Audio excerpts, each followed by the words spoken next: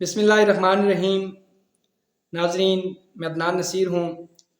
آج ایک نئے سبق کے ساتھ آپ کی خدمت میں حاضر ہوں۔ کون کہتا ہے کہ موت آئی تو مر جاؤں گا، میں تو دریا ہوں سمندر میں اتر جاؤں گا۔ ایسے خوبصورت اور مشہور زمانہ شعر کے خالق احمد ندیم قاسمی کی مشہور و معروف نظم دعائیہ نظم وطن کے لیے کہی گئی نظم، جو FSC first year federal board کے نصاب میں شامل ہے۔ آج ہم اس پہ کچھ بات کریں گے، مختصر بات کریں گے اور مشکل الفاظ کے معنی اور اس کی ممکنہ تشریح پر بات کریں گے۔ نظم کا جو سوال ہے وہ دو طرح سے آتے ہیں، ایک تو نظمیہ اشعار کی تشریح آتی ہے 7 نمبر کی، اور اس میں سے 2 سوال بھی آتے ہیں۔ دعائیہ نظم ہے۔ دعا انسان کب کرتا ہے؟ یا تو دعا میں اپنی ضرورت مانگتا ہے جب اسے ضرورت ہوتی ہے، یا وہ اپنی خواہشات کا اظہار کرتا ہے۔ اقبال نے کہا تھا، لب پہ آتی ہے دعا بن کے تمنا میری، میری خواہش میرے ہونٹوں پر دعا بن کے آتی ہے۔ تو یہ بھی شاعر کی خواہش ہے، حسرت ہے کہ اس کا وطن ایسا ہو جائے جیسا وہ چاہتا ہے۔ اس سے اس کی ضرورتیں بھی وابستہ ہیں، لیکن اس کی شدید خواہش ہے، اس کو حسرت ہے کہ اس کا وطن مہکے، کامیاب ہو، خوشحال ہو، اس کی عزت ہو، سرسبز ہو، ہریالی ہو، تازگی ہو۔ ہاں جی، خدا کرے کہ میری ارض پاک پر اترے وہ فصل گل جسے اندیشہ زوال نہ ہو۔ یہاں جو پھول کھلے وہ کھلا رہے برسوں، یہاں خزاں کو گزرنے کی بھی مجال نہ ہو۔ یہی نظم ہے۔ دیکھیے، پہلا شعر غزل کی حیت میں لکھی گئی ہے، نظم ہے اور دعائیہ نظم ہے۔ ارض پاک، پاک زمین، پاک دھرتی، فصل گل پھولوں کی فصل، اندیشہ فکر پریشانی، زوال تباہی بربادی۔ تو دونوں شعروں کی گٹھی تشریح کر دیتا ہوں کہ شاعر کہتا ہے کہ یہاں اللہ کرے کہ میری دھرتی پر ایسے پھول اگیں جو کبھی مرجھائیں نہ، وہ پھولوں کی فصل پیدا ہو جسے زوال کی فکر نہ ہو، جو کبھی ختم نہ ہو، پائمال نہ ہو۔ اور یہاں جو پھول کھلے وہ برسوں کھلا رہے، ایک زمانے تک نکھرا رہے، اور ایسا کھلے کہ اس کی تازگی، اس کی مہک صدیوں تک رہے، اور خزاں کبھی اس موسم سے گزرنے کی جرت نہ کرے۔ مجال، جرت، خزاں کی جرت نہ ہو کہ میرے وطن سے گزرے۔ اگلی شعر پہ آئیں، یہاں جو سبزہ اگے وہ ہمیشہ سبز رہے، اور ایسا سبز کہ جس کی کوئی مثال نہ ہو۔ تازگی، ہریالی، خوشحالی، میرا وطن، یہاں جو پھول کھلائے وہ پھول مہکیں، یہاں جو سبزہ اگے وہ ہمیشہ سبز رہے، اور ایسا سبز، ایسی کامیابی، ایسی کامرانی، ایسی عزت، ایسی تعظیم ہو جسے زوال نہ آئے اور جس کی دنیا میں کہیں اور مثال نہ ہو۔ گنی گٹائیں یہاں ایسی بارشیں برسائیں کہ پتھروں سے بھی روید کی محال نہ ہو۔ محال، مشکل، روید کی قوت نمو، اگنا، زرخیزی یا اگانے کا عمل۔ کہتا ہے کہ ایسی رحمت کی، ایسی گنی گٹائیں اس ملک پہ برسیں کہ پتھر بھی زرخیز ہو جائیں، ان میں سے بھی پیداوار کا ہونا مشکل نہ رہے۔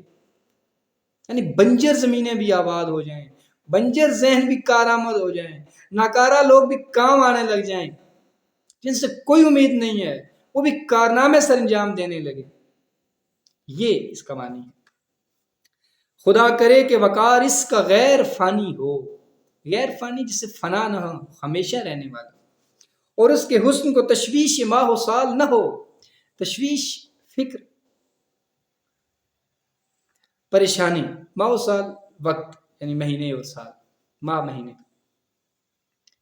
دیکھیے، وقت کے ساتھ ساتھ حسن پریشان ہوتا جاتا ہے، دل فسردہ تو ہوا دیکھ کے اس کو، لیکن عمر بھر کون جواں کون حسین رہتا ہے۔ 30 سال کا ہو گیا ہوں، 40 کا ہو گیا ہوں، 50 کا ہو گیا ہوں، جھریاں پڑ گئی ہیں، کمر جھک گئی ہے، سر جو ہے سفید ہو گیا ہے۔ یہ ہے تشویش ماہ سال۔ کہتا ہے اس وطن کا حسن ایسا ہو، اس کی کامیابی ایسی ہو، اس کی خوشحالی ایسی ہو کہ جسے پریشانی نہ ہو کہ یہ 5 سال تو چلے گزر گئے، اگلے 5 سال کیسے گزریں گے۔ نہیں بھائی، اس سے تشویش ماہ سال نہ ہو، اسے فکر نہ ہو، یہ سدا سرسبز رہے۔ ہر ایک فرد ہو تہذیب و فن کا اوج کمال، کوئی ملول نہ ہو، کوئی ہستہ حال نہ ہو، ملول غمزدہ، ہستہ حال خراب حالت۔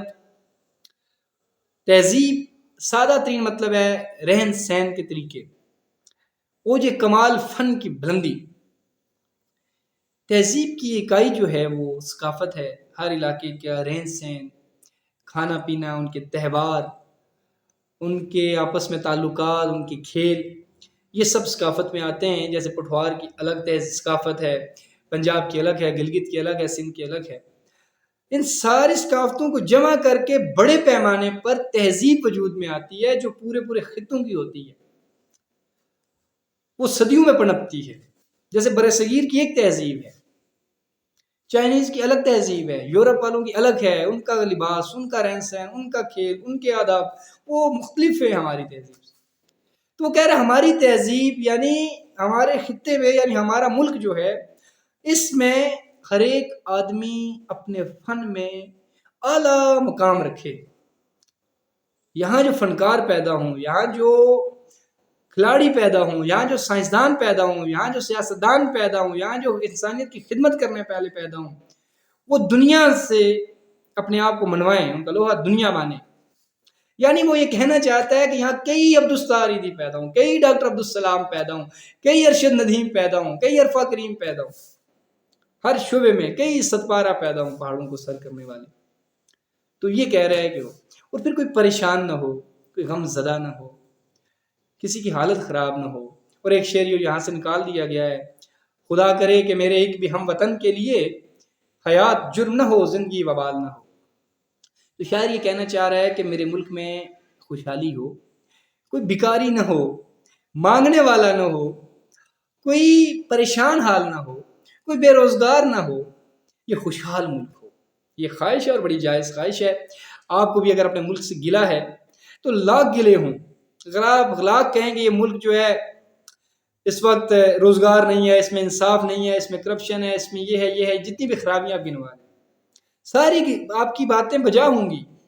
لیکن جب کوئی ارشد ندیم نیزہ پھینکتا ہے اور پاکستان کا پرچم دنیا کے پرچموں میں سب سے اوپر دکھایا جاتا ہے، انڈین اور دوسرے ملک نیچے کھڑے ہوتے ہیں، پاکستان کی شرٹ پہنے ہوئے، پاکستان کا پرچم سینے سے لگا آدمی بلندی پہ کھڑا ہوتا ہے، تو ہزار گلے ہوں، ایک بار دل دھڑکتا ہے، فخر سے دھڑکتا ہے، خوشی سے دھڑکتا ہے۔ کوئی تو رشتہ ہے نا اس دھرتی کے ساتھ جو اس دل کو دھڑکا رہا ہے۔ نہ تو ارشد ندیم نے ہمیں پیسے دینے ہیں، لیکن خوشی ہے۔ اسی طرح جب پاکستان کرکٹ میچ ہار جائے، غصہ ہمیں آتا ہے، کیوں آتا ہے؟ کوئی تعلق تو ہے نا اس دھرتی سے جڑے والوں سے۔ دوسرا پہلو یہ ہے کہ جو لوگ باہر چلے گئے ہیں، کسی دوسرے ملک میں سیٹ ہو گئے، ان کا روزگار وہاں ہے، کھانا پینا وہاں ہے، وہاں کی شہریت مل گئی ہے، آپ ان کے جو ہے اکاؤنٹ دیکھیں، ان کی پوسٹیں دیکھیں، فیس بک دیکھیں، وہ پاکستان ہی کی باتیں کر رہے ہوتے ہیں، یا اس کی برائی میں یا حمایت میں، یا اس کو یاد کر رہے ہوتے ہیں۔ کیوں بھائی آپ کیوں کر رہے ہیں؟ آپ تو جا چکے ہیں یہاں سے۔ لیکن نہیں، وہ جس دھرتی میں پیدا ہوتے ہیں اس دھرتی سے جڑت ہوتی ہے، تو اپنے ملک کے بارے میں اپنا بن کر سوچنا چاہیے اور ایسی نیک خواہشات رکھنی چاہیے۔ خدا کرے کہ میری عرض پاک پر اترے وہ فصل گل جسے اندیشہ زوال نہ ہو۔ بہت شکریہ۔